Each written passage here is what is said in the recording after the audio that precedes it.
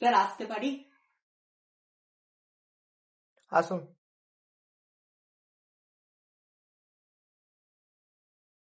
বসুন।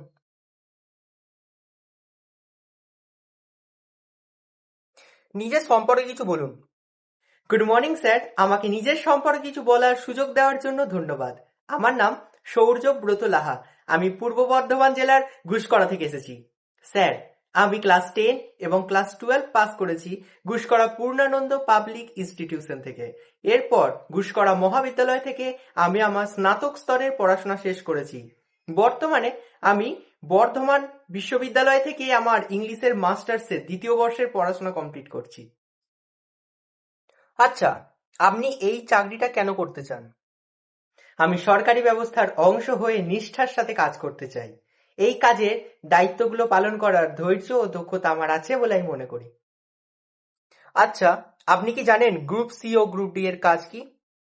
Sir, group C এর কাজ হলো ফাইল মেনটেন করা, টাইপিং করা, ডাটা এন্ট্রি করা, এবং গ্রুপ ডি এর কাজ হলো অফিসের দৈনন্দিন প্রশাসনিক কাজে সহায়তা করা। আচ্ছা, আপনার মার্কশিট তো দেখছি বেশ ভালো। আপনি ইংরাজিতে অনার্স করেছেন, কিন্তু আপনি তো জানেন গ্রুপ সি গ্রুপ ডির কাজ ফাইল এক টেবিল থেকে অন্য টেবিলে দেওয়া, ডাটা এন্ট্রি করা। আপনার ইগোতে লাগবে না? এত পড়াশোনা করে শেষে গ্রুপ সি গ্রুপ ডির কাজ করবেন? কদিন পর তো চাকরি পেলে মনে হচ্ছে চাকরিটা ছেড়েই দেবেন। স্যার, আমি মনে করি কোনো কাজই ছোট বা অসম্মানের নয়। আমার কাছে এই মুহূর্তে সরকারের একটি অংশ হয়ে কাজ করা এবং নিজের পায়ে দাঁড়ানোটা সবচেয়ে বেশি গুরুত্বপূর্ণ।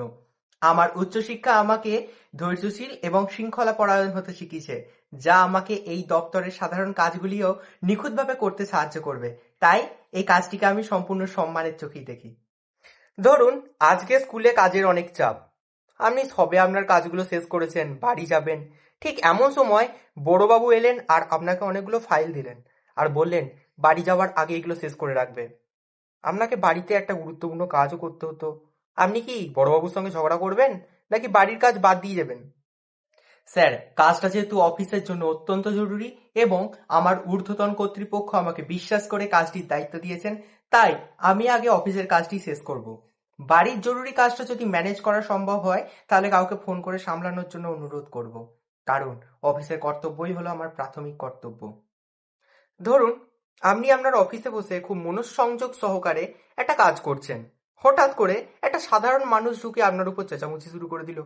আপনি কি করবেন? ঘুরিয়ে ঝগড়া করতে লেগে যাবেন, না শান্ত হয়ে বসে থাকবেন? একদমই না স্যার, সরকারি অফিসে অনেক মানুষই ব্যক্তিগত সমস্যা এবং হতাশা নিয়ে আসেন।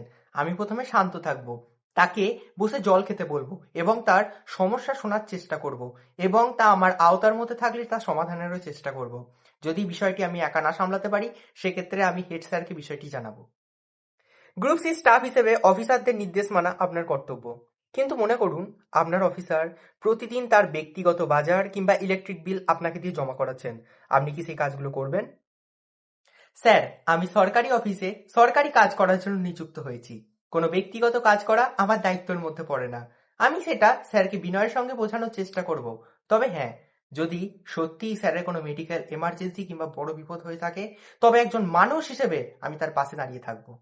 আপনি একটা খুব গুরুত্বপূর্ণ কাজ করছেন, ডাটা এন্ট্রি। হঠাৎ করে কারেন্ট চলে গেল কিংবা কম্পিউটারটা হ্যাং হয়ে গেল, তখন কি করবেন? প্রথমত ঘাবড়ে যাব না। যদি ব্যাকআপ বা ইউপিএস থাকে, তাহলে দ্রুত সেভ করার চেষ্টা করব। আর যদি সমস্ত ডাটা মুছেও যায়, সেক্ষেত্রে আমি কোনো টেকনিক্যাল বিভাগকে জানাবো এবং পুনরায় মাথা ঠান্ডা রেখে কাজটা শুরু করব, এবং ভবিষ্যতে যাতে এরকম না হয় তার জন্য কিছুক্ষণ পর পর ডাটা সেভ করার অভ্যাস রাখবো। ধরুন, এক ভদ্রলোক তার কাজের খুব তাড়াহুড়ো আছেন এবং আপনাকে কিছু ঘুষ দিয়ে বললেন তাড়াতাড়ি কাজটা করে দিন। আপনি কি করবেন? ঘুষটা নেবেন নাকি ফেরত দিয়ে দেবেন? স্যার, আমি ওনাকে অত্যন্ত বিনয়ের সঙ্গে জানাবো যে এটা সরকারি নিয়মের বিরুদ্ধে এবং আমার নৈতিকতার পরিপন্থী, এবং আমি এটাও ওনাকে আশ্বস্ত করব যে কোনো রকম টাকা পয়সা ছাড়াই ওনার কাজটা নিয়মমাফিকভাবে নির্দিষ্ট সময়ের মধ্যেই হয়ে যাবে। কিন্তু তবুও যদি উনি আমাকে জোর করেন, সেক্ষেত্রে আমি আমার ঊর্ধ্বতন আধিকারিককে বিষয়টি জানাবো। আচ্ছা, পশ্চিমবঙ্গ সরকারের কিছু কল্যাণমূলক প্রকল্পের নাম বলতে পারবে? মেয়েদের পড়াশোনায় উৎসাহ দেওয়া এবং বাল্যবিবাহ রোধ করার জন্য কন্যাশ্রী, মহিলাদের আর্থিকভাবে স্বাবলম্বী করার জন্য লক্ষ্মীর ভাণ্ডার, ছাত্রছাত্রীদের যাতায়াতের সুবিধার জন্য সবুজ সাথী, এবং সাধারণ মানুষকে বিনামূল্যে চিকিৎসা প্রদানের জন্য স্বাস্থ্যসাথী। আচ্ছা, তুমি তো গ্রুপ সি এর ক্লার্ক হতে চাইছো, তা বলতে পারবে এমএস ওয়ার্ড আর এমএস এক্সেল এর পার্থক্যগুলো কি কি?